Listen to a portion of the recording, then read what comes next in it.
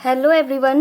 Today I will discuss here solution of games without saddle point by dominance rule. यानी कि आज के इस वीडियो में हम लोग डोमिनेंस रूल पढ़ेंगे कि डोमिनेंस रूल की हेल्प से हम कैसे गेम की वैल्यू निकालते हैं जब विदाउट सैडल पॉइंट का मतलब जब सैडल पॉइंट ना बन रहा हो। तो उससे पहले डोमिनेंस प्रॉपर्टी बनने से पहले मैं आप लोगों को बता दूं कि इसमें इंफीरियर और सुपीरियर का यूज हुआ है। ये दो स्ट्रेटेजी होती हैं, तो पहले हम लोग देख लेते हैं कि ये दो स्ट्रेटेजी कौन सी होती हैं। Consider 2n tuples a1 a2 से an एंड v1 b2 से vn where ai is greater than and equal bi. Then for player a strategy corresponds to b, यानी कि जो ए की स्ट्रेटेजी है बी के corresponding is said to be inferior, यानी कि ए जो है वो बी की कंपैरिजन में कैसी कहलाएगी, इंफीरियर कहलाएगी. And that corresponding to A said to be superior for player B, और ए हमारा जो है वो बी के लिए कैसा कहलाएगा, सुपीरियर, क्योंकि ए हमारा ग्रेटर देन है तो ग्रेटर देन है इस वजह से सुपीरियर, और बी हमारा लेस देन है इसीलिए ये हो जाएगा inferior. These definition are reversed. For example आप लोग देखिएगा, जैसे कि माना हमें एक रो दे रखी है, रो का मतलब ये ए आई हो गया 1 0 -1 3, ठीक, और ये हो गया 2 1 0 7, यानी कि ये 2 देखेंगे 1 से बड़ा है, 1 देखेंगे 0 से बड़ा है, 0 देखेंगे -1 से बड़ा है, 7 यानी कि 3 से बड़ा है, यानी कि ये हमारी कैसी आ रही है, ग्रेटर, तो इसको हम बोलेंगे ए आई और इसको हम बोलेंगे बी आई, क्योंकि ये कैसी आ रही है, लेस. अगर मैं इसके अकॉर्डिंग देखूं तो ये ए आई ग्रेटर आ रहा है, बी आई हमारा कैसा आ रहा है, लेस आ रहा है, यानी कि हम कह सकते हैं कि जो हमारा ए आई है वो बी के करस्पॉन्डिंग कैसा है, सुपीरियर है, सुपीरियर हो जाएगा बी के लिए हमारा जो आई है. तो देखिएगा यही इंफीरियर और सुपीरियर स्ट्रेटेजी है हमारी. तो इसमें अब हम आगे पढ़ते हैं डोमिनेंस प्रॉपर्टी. देखिएगा, we can say that this inferior pure strategy is dominated by a superior pure strategy, यानी कि ये कह रहे हैं कि जो इंफीरियर है वो डोमिनेट होती है सुपीरियर से, ठीक है. In such cases of dominance we reduce the size of pay off matrix. भाई जब हम डिलीट करेंगे यानी कि रिमूव करेंगे इंफीरियर स्ट्रेटेजी को, तो हमारी जो पे ऑफ मैट्रिक्स है वो खुद ही हमारी कैसी हो जाएगी, उसका साइज छोटा हो जाएगा. By removing deleting the pure strategies which are dominated by the other strategies. अब देखिएगा हम पढ़ते हैं रूल ऑफ डोमिनेंस.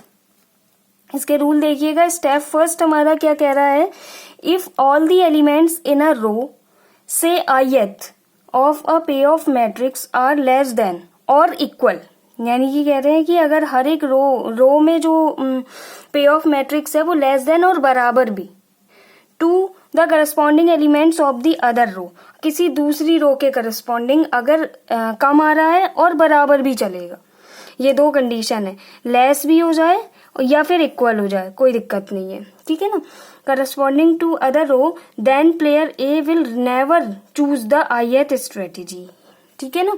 अब देखिएगा, यानी कि ये कह रहे हैं अगर रो वाइज हमें डोमिनेट करना है तो हम ये देखेंगे कि हमारी इंफीरियर जो है वो कौन सी वाली है, जो इंफीरियर होगी वो डोमिनेट हो जाएगी. अब आप देखिएगा स्टेप सेकंड में मैं बताती हूँ. स्टेप सेकंड हमारा कह रहा है if all the elements in a column say rth column of a pay off matrix are greater than और इक्वल. इसमें अब कॉलम में देखिएगा ग्रेटर देन और इक्वल की बात कर रहे हैं to the corresponding element of the other column, then player B will never choose the rth strategy. तो ये जो है वो rth स्ट्रेटेजी को चूज नहीं करेगा, ठीक है ना, यानी कि उसको क्या कर देगा, ये डिलीट कर देगा. चूज ना करने का मतलब ये never choose the rth strategy का मतलब ये है कि जो rth स्ट्रेटेजी है वो वाली है जो ग्रेटर और इक्वल आ रही है. यानी कि अब आप बहुत अच्छे से ध्यान रखिएगा कि जब हम कॉलम में हमको डिनोमिनेट करना होगा तो हम ये देखेंगे कि कौन सी स्ट्रेटेजी हमारी ग्रेटर आ रही है, यानी कि कौन सी सुपीरियर है. जब हम कॉलम वाइज बात करते हैं तो सुपीरियर स्ट्रेटेजी को हम डिनोमिनेट करते हैं, और जब हम रो की बात करते हैं तो जो इंफीरियर स्ट्रेटेजी होती है उसको डिनोमिनेट करते हैं. लास्ट स्टेप देखिएगा, third step, a pure strategy may be denominated if it is inferior to an average of 2 और मोर अदर प्योर स्ट्रेटेजीज. यानी कि ये कह रहे हैं कि अगर ऐसी कंडीशन आ जाती है जहां पे हम ये कंफर्म ना कर पा रहे हो कि हमारी स्ट्रेटेजी इंफीरियर है या फिर सुपीरियर है, ठीक है ना। ये हमारा कंफर्म नहीं हो पा रहा है, हमने रो वाइज भी देख लिया, कॉलम वाइज भी देख लिया, नहीं कंफर्म हो पा रहा है, तो हम क्या करेंगे, किसी दो स्ट्रेटेजीज का एवरेज निकाल लेंगे। ठीक है ना।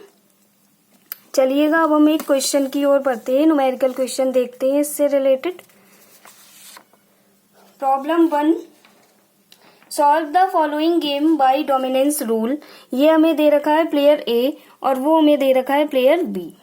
ठीक, अब आप देखिएगा, सबसे पहले मैंने क्या किया, रो मिनिमम निकाल लिया। जैसे हम डोमिनेंस रूल को जैसे हम सॉल्व करते हैं गेम को, रो मिनिमम निकाल लिया, कॉलम मैक्सिमम निकाल लिया, मैक्स में निकाल दिया और मिनी मैक्स यानी कि इसकी मिनिमम वैल्यू निकाल दी। अब हमने देखा कि यहाँ पर जो हमारा मैक्स मेन है और मिनी मैक्स है वो एक दूसरे के बराबर नहीं आ रहा है। देखिएगा, मिनी मैक्स हमारा 2 आ रहा है और जो मैक्स मेन है वो हमारा -3 आ रहा है, यानी कि ये दोनों एक दूसरे के इक्वल नहीं है। तो हमने स्टेप फर्स्ट लगाया, जो आप लोगों ने अभी पढ़ा था, उसमें लिखा था कि हमें पहले ये टेस्ट करना है कि हमारा जो गेम है वो विदाउट सैडल पॉइंट है। ठीक है ना। Now we shall use dominance rule. ठीक है, आप देखिएगा, आप स्टेप सेकंड हमारा ये है कि row second is inferior to row third, यानी कि अब आप देखिएगा, रो सेकंड देखते हैं और रो थर्ड देखते हैं। ठीक है ना। ये देखिएगा, जो थर्ड रो है ये 2 है, ये -3 है। ठीक, ये अब ये बड़ा हो गया इससे। ठीक है ना। अब इक्वल और ग्रेटर दो कंडीशन है कि लेस और इक्वल और ग्रेटर और इक्वल। ठीक है ना। तो ये इक्वल हो गई और ये भी इक्वल हो गई, यानी कि हम कह सकते हैं कि जो हमारी रो थर्ड है वो सुपीरियर है। सुपीरियर का मतलब बड़ी है, और रो सेकंड हमारी कैसी है, इंफीरियर है। ठीक है ना। इसी तरह से आप चेक करेंगे, क्रॉस चेक सारी करेंगे, उनमें से जो आपको सुपीरियर और इंफीरियर मिल जाए। तो अब हम बात किसकी कर रहे हैं, रो वाइज। रो में हम करते क्या है, जो हमारी इंफीरियर होती है उसको हम डिनोमिनेट करते हैं, यानी कि इंफीरियर हमारी कौन सी है, ये, और सुपीरियर यानी कि बड़ी हमारी कौन सी है, थर्ड। तो रो वाइज जब कर रहे हैं तो हम कॉलम रो सेकंड को क्या कर देंगे, डिनोमिनेट कर देंगे। देखिएगा, लिखा है row second is inferior to the third के comparison, hence deleting second row को देखिएगा इसमें डिलीट कर दिया, तो यहाँ पर फर्स्ट एंड थर्ड रो बची है हमारी और तीनों कॉलम आ गए। ठीक है। अब देखिएगा, अब अगर मैं कॉलम वाइज करूं, ठीक है ना, कॉलम वाइज करती हूँ तो देखती हूँ ये 6 है, यहाँ पर आ रहा है -4, यानी कि ये ग्रेटर देन हो गया। अब ये -3 है, ये +2 यानी कि ये बड़ा हो गया। अब इसमें हमें नहीं मिल रहा है, ना इंफीरियर मिल रहा है और ना ही सुपीरियर मिल रहा है। ठीक है। अब इन दोनों की कंपेयर करते हैं, तो देखिएगा ये 6 है, ये 3 है, यानी कि ये ग्रेटर हो गया। ठीक है। अब इनमें देखा तो ये फिर -3 हो जाएगा, ये 4 हो जाएगा, इसमें भी हमें नहीं मिल रहा है। चलिए अब हम फर्स्ट एंड थर्ड चेक करते हैं, तो ये -4 है यानी कि 3 बड़ा हो गया। अब ये 2 है यानी कि 4 बड़ा हो गया। अब इससे समझ में आ गया हमें कि जो कॉलम थर्ड है हमारा, ठीक है ना, वो सुपीरियर है। देखिएगा, बड़ा है, 2 से भी बड़ा है 4, -4 से बड़ा है 3। ठीक है। तो देख रहे होंगे आप, कॉलम थर्ड हमारा सुपीरियर है और कॉलम जो फर्स्ट है हमारा वो इंफीरियर है। यानी कि अब हम कॉलम की बात कर रहे हैं, तो मैंने आप लोगों को बताया था कि कॉलम में सुपीरियर कॉलम को डिनोमिनेट करते हैं और रो में इंफीरियर को डिनोमिनेट करते हैं। यानी कि अब जो अगला स्टेप आएगा उसमें हम कॉलम थर्ड को क्या कर देंगे, डिनोमिनेट। ठीक है ना। तो आगे देखिएगा, ये हमारा आया कॉलम थर्ड। इसमें हमने क्या किया, कॉलम थर्ड में ये column third is superior to the first, hence deleting the column third. यहाँ हमने कॉलम थर्ड को डिलीट किया, तो आप देख रहे होंगे फर्स्ट एंड थर्ड, ये बचा हमारा। नाउ अब हम आगे बढ़ते हैं, ये हमारे पास 2x2 की मैट्रिक्स आ गई। ठीक है ना। 2x2 की मैट्रिक्स का मतलब 2 रो और 2 कॉलम। ठीक है ना। अब हमने जो पुराना मेथड लगाया था वैल्यू ऑफ द गेम निकालने के लिए, कि हम कुछ स्ट्रेटेजीज का यूज करते थे, उसी तरह से हम आगे क्वेश्चन सॉल्व करके वैल्यूज फाइंड कर देंगे। देखिएगा, लेट हमने इसमें 3 वेरिएबल माने हैं, क्योंकि जो हमारा क्वेश्चन दे रखा था उसमें हमारी 3 जो है ऑप्टिमल स्ट्रेटेजी जो थी वो हमारी 3 दे रखी है, फर्स्ट सेकंड थर्ड। यानी कि हम जो वेरिएबल लेकर चलेंगे वो x1 x2 x3 और y1 y2 y3 लेकर चलेंगे। ठीक है ना। तो देखिएगा, be the optimal mixed strategy for player A and B respectively, यानी कि ए के लिए हो गई x1 x2 x3 और बी के लिए हो गई y1 y2 एंड y3। तो देखिए the expectations equations are given by, तो इसमें देखिएगा आप लोग प्लेयर ए के लिए एंड प्लेयर बी के लिए हम इक्वेशंस बना लेंगे। कैसे बनाएंगे ये देखिएगा आप। प्लेयर अगर मैं ए की बात करती हूँ, ये आ जाता है प्लेयर ए। अगर प्लेयर ए की बात करती हूँ तो ये हो जाएगा माइनस का 4x1 प्लस का 2x3 देखिएगा ये 2x3 लिखा है।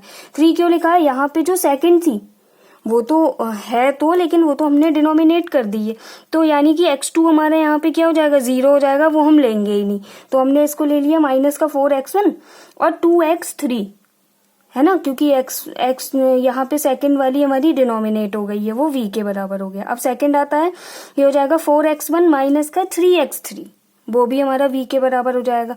अब एक कंडीशन तो दे रखी है यहाँ पे कि जो हम स्ट्रेटेजीज इस समय यूज कर रहे हैं इस टेबल में, वो कौन कौन सी, x1 और x3, इन दोनों का सम 1 के बराबर हो जाएगा।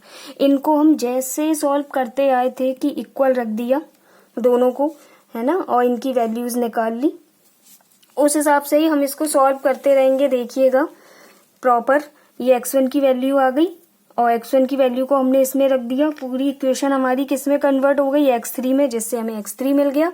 फिर x3 की वैल्यू हमने फिर से इसमें रख दी, हमें x1 मिल गया। यहाँ से x1 मिल गया, x3 मिल गया 2/3 और x2 हमने 0 ले लिया, क्योंकि x2 तो हमने यहाँ पे डिनोमिनेट कर दी है, डिलीट कर दी है रो। सेम हेयर ये हम सिमिलरली कर लेंगे प्लेयर बी के लिए। देखिएगा माइनस का 4/1 और प्लस का 6/2, ठीक है ना, क्योंकि यहाँ पे हमें कॉलम फर्स्ट एंड सेकंड, देखिएगा यहाँ पे हमें कॉलम जो है फर्स्ट एंड सेकंड दे रखा है, यानी कि थर्ड यहाँ से डिनोमिनेट हो गया है, ठीक है ना, तो थर्ड डिनोमिनेट हो गया, इसकी वजह से हमने इसमें बाई 3 नहीं लिया है। फिर आ जाएगा 2/1 माइनस का 3/2 बराबर v। अब इस वाली टेबल में हम 2 स्ट्रेटेजी यूज कर रहे हैं, y1 एंड y2, तो हमने y1 प्लस y2 का सम जो है वो 1 के बराबर ले लिया।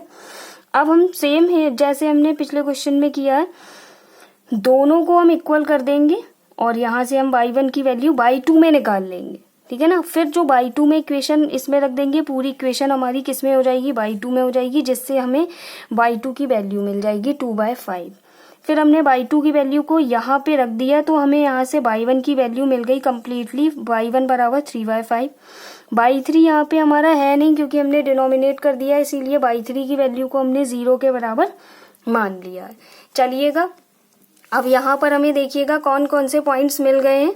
वो पॉइंट्स हो गए हेयर x1 x2 x3 हो गया 1/3, 0 एंड 2/3, ठीक है ना। तो हमने क्या किया कि ये जो पॉइंट्स आए हैं, ठीक है ना, इसमें हम देखिएगा वैल्यू ऑफ द गेम अगर निकालें तो हमने कोई एक इक्वेशन ले ली इन दोनों में से, ठीक है ना। फर्स्ट ले ली 4x1 प्लस का 2x3, इसमें हमने x1 और x3 की वैल्यू को पुट कर दिया, जिससे हमारी वैल्यू आ गई वैल्यू ऑफ द गेम की 0, ठीक है ना। इसी तरह से आप बाई की भी देख लीजिए, बाई में हमने क्या किया था, y1 हमारा ये आया, y2 हमारा 2/5 आया, y3 हमारा 0 आया। तो हमने क्या किया, इनमें से कोई भी एक इक्वेशन उठा ली, तीनों में से आप कोई भी एक इक्वेशन उठाएंगे और गेम की वैल्यू निकालेंगे। तो देखिएगा हमने इसमें भी पहली इक्वेशन ले ली 4y1 प्लस का 6y2 बराबर v। इसमें हमने y1 और y2 की वैल्यूज को पुट कर दिया जो निकाली हुई है, जिससे वैल्यू ऑफ द गेम हमारा 0 आ गया, ठीक है ना। आप लोग एग्जाम में किसी एक को भी लेके दिखा सकते हैं, कोई दिक्कत नहीं है। अब देखिएगा हमने वैल्यू ऑफ द गेम तो निकाल ही लिया डोमिनेंस रूल से, अब हम क्या करेंगे, इसमें कंक्लूजन देंगे अपना, ठीक है ना। तो कंक्लूजन की ओर बढ़ते हैं। The conclusion are given follow. देखिएगा पहला हमारा क्या है, the game is without saddle point, तो वो तो है ही, जो गेम हमने निकाला है वो हमारा विदाउट सैडल पॉइंट आया है, ठीक है ना। सेकंड है optimal mixed strategy for player ए के लिए हमारी कौन कौन सी हो गई, x1 x2 x3 सेम, ठीक है ना। और optimal mixed strategy for player B के लिए हमारी कौन कौन सी हो गई, y1 y2 y3, ये तीनों हो गई। The value of the game v बराबर हमारा हो जाएगा 0, क्योंकि आई ये 0 ही आई है, दोनों तरह से निकाल के देख लिए। अब फिर द गेम इज फेयर, क्योंकि वैल्यू ऑफ द गेम हमारा कितना आया, 0 के बराबर आया, इसलिए हमारा गेम कैसा हो गया, फेयर हो गया, ठीक है ना। तो आज के वीडियो में हमने डोमिनेंस मेथड के एक क्वेश्चन को लिया है। नेक्स्ट वीडियो में आप लोगों को मैं 1-2 क्वेश्चंस और दिखाती हूँ डोमिनेंस मेथड के। एंड जो हमारा लास्ट है नोट पॉइंट एक है, इसको आप थोड़ा सा ध्यान दीजिएगा नोट पॉइंट को। Sometimes we are not in position to determine inferior और सुपीरियर स्ट्रेटेजीज। ठीक है ना, यानी कि जो है अगर कभी ऐसी कंडीशन आ जाती है कि यहाँ पर कोई एक कॉलम दे रखा होता है जिसमें हमें इंफीरियर और सुपीरियर स्ट्रेटेजी मिलती नहीं है कि हम डिनोमिनेट कर दें। अगर यहाँ पे कॉलम एक और सेकंड भी होता तो हम 3 हमारे हो जाते, यानी कि जो मैट्रिक्स है हमारी वो कुछ इस तरह से हो जाती, 3x2 की हो जाती, यानी कि 3 रो और 2 कॉलम। तो हमें डिनोमिनेट करने में प्रॉब्लम आती। तो हम क्या करते, in this case we may take average of 2 strategies and never delete it. और हम क्या करते कि उनकी जो स्ट्रेटेजीज थी उनका एवरेज निकाल लेते। ठीक है ना, तो आगे जो नेक्स्ट वीडियो है उसमें इसी से रिलेटेड मैं आप लोगों को क्वेश्चंस कराऊंगी। Now thank you.